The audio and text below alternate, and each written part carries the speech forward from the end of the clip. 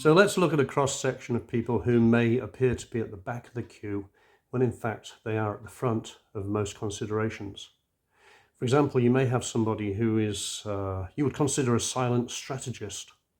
They might be quietly mapping the path on everybody else's behalf. They might be taking a good appraisal of everything and putting all of their energies into making sure that everybody else is safe. So in this case, the loud, rambunctious leader isn't always the most virtuous person in the room. The silent strategist could be somebody who plans quietly, somebody who takes time and puts in the effort to make sure that everything gets done just right. As Henry Merzenberg once said, strategy is not the consequence of planning, but the opposite. Strategy is the starting point. So your silent strategist may be the kind of person who is very useful to have around in all sorts of fixes. Another reason why it's not a good idea always to be at the front of the queue is because the patient man, as our Jamaican friends say, patient man ride donkey. Patience often breeds sound leadership.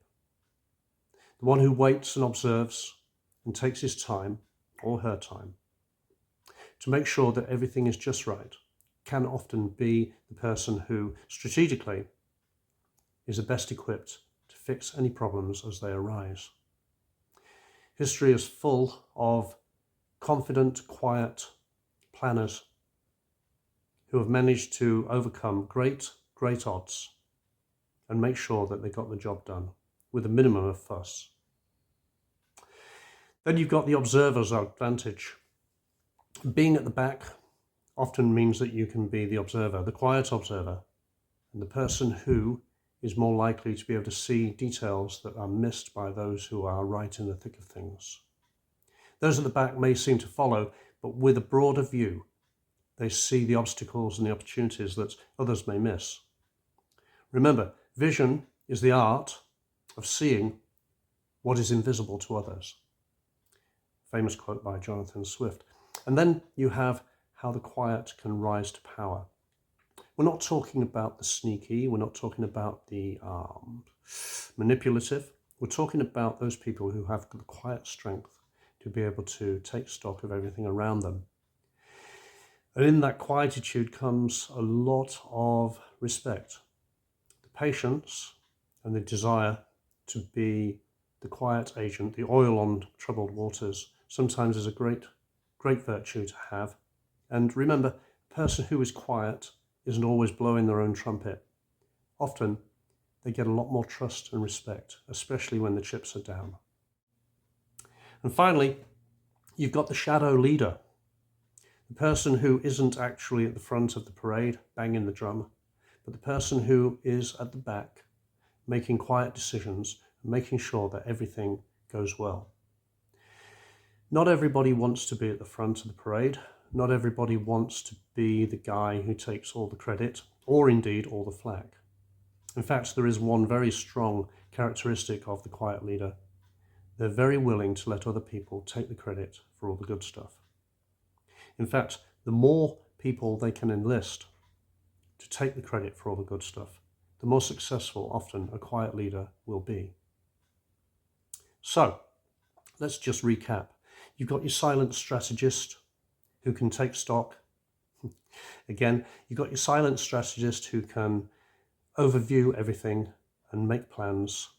As Patrick Bet-David says, they can be 15 moves ahead, 12 moves ahead, like a grandmaster.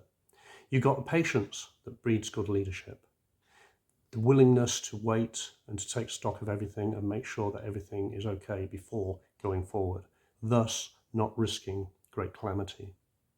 You also have the observer's advantage, the person at the back who can see everything in greater detail than those who are mixed up in the Ferrari at the front.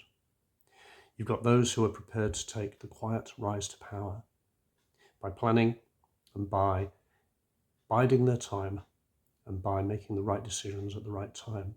And finally, you have the shadow leader.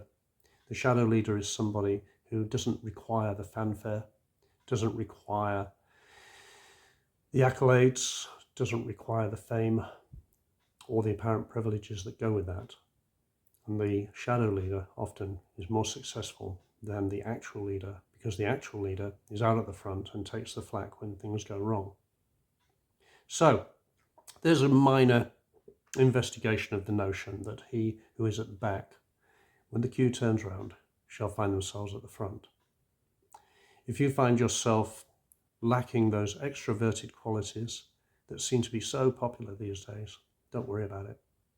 There are plenty of options available for you. There are plenty of ways that life can prevail on your behalf. You don't need to be blowing the trumpet. You don't need to be at the front of the parade. You just do your work quietly and results will occur for you. I hope this has been useful. It's been useful for me because I've had to explore a different kind of idea in this one. So let me know what you think.